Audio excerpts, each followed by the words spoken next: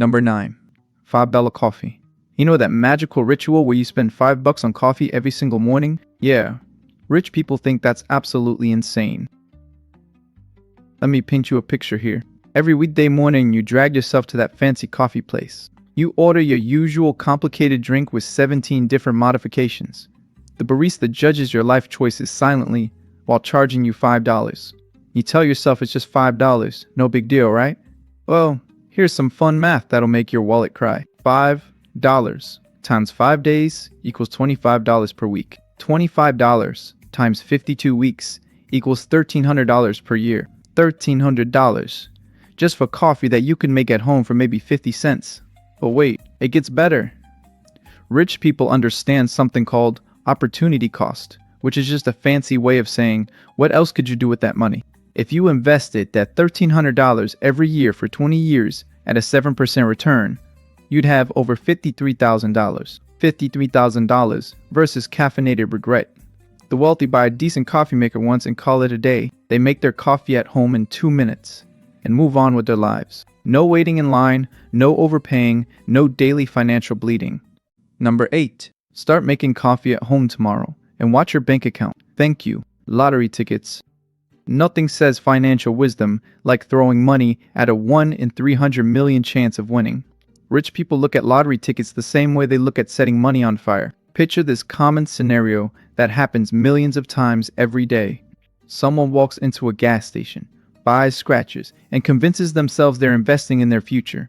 They spend $20 on tickets, scratch them off immediately, and win maybe $5 back. They feel like they won something, so they buy more tickets with those $5. It's like a casino that follows you to every corner store. Here's the reality check that lottery companies don't want you to know. The average American spends about $400 per year on lottery tickets. $400 with basically zero chance of any meaningful return?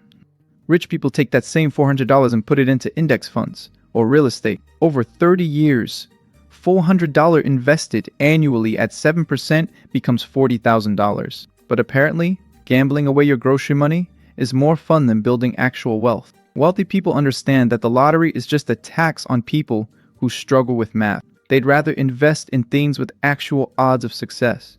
You know, revolutionary concepts like businesses that make money, skip the scratchers and put that money into literally any investment account instead.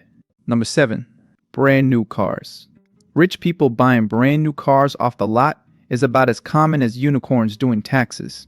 They watch regular people make this mistake and just shake their heads sadly. Let me walk you through what happens when you buy a new car. You walk onto the car lot feeling excited about your shiny new purchase.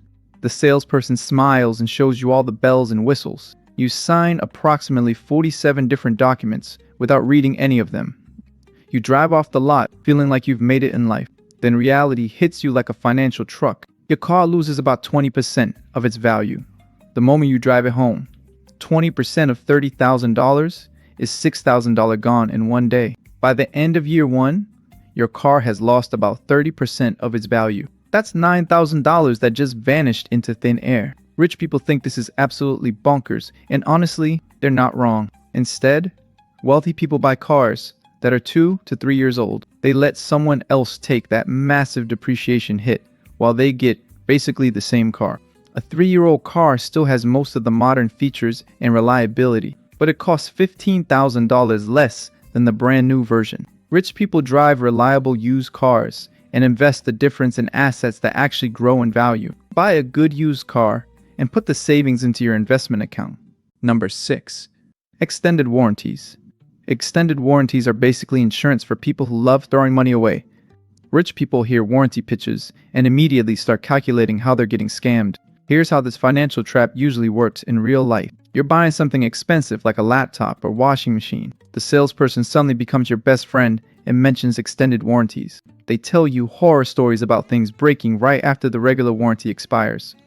You panic and buy the extended warranty because you don't want to risk it. Now you've paid an extra $300 for peace of mind. Plot twist: the thing you bought probably won't break during the extended warranty period anyway. And if it does break, the warranty company will find 17 different ways to avoid covering it. Here's what rich people know about extended warranties that you probably don't. Most products are designed to last way beyond their warranty periods. The companies selling extended warranties make huge profits because they rarely pay out claims. If you really need that extended warranty, the product probably isn't worth buying in the first place. Wealthy people skip the extended warranties and put that money into an emergency fund instead. When something eventually does break, they have cash to replace it without going into debt. They understand that insurance should be for catastrophic events, not for replacing a toaster. Save the warranty money and build your own repair fund instead.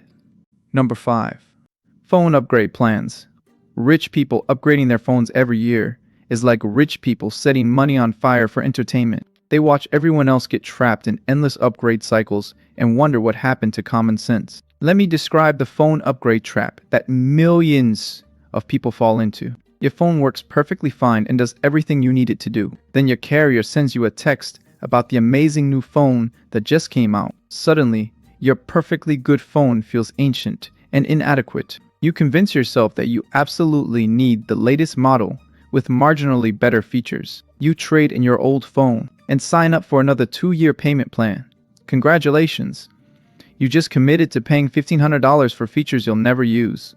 But wait, there's more financial pain coming your way. 2 years later, they'll convince you to upgrade again before you've even finished paying off the current phone. Rich people look at this cycle and see exactly what it is: a subscription service for pocket computers. They buy a good phone, use it until it actually stops working, then replace it. Shocking strategy, I know. A phone that's 2 or 3 years old does literally everything the new one does. You can text, call, take pictures, and scroll through social media just fine. Rich people invest the money they save by not upgrading and let compound interest work its magic. Use your phone until it dies, then buy last year's model at half price. Number 4. Cable bundles. Cable bundles. Rich people signing up for cable bundles is about as likely as them buying lottery tickets at gas stations.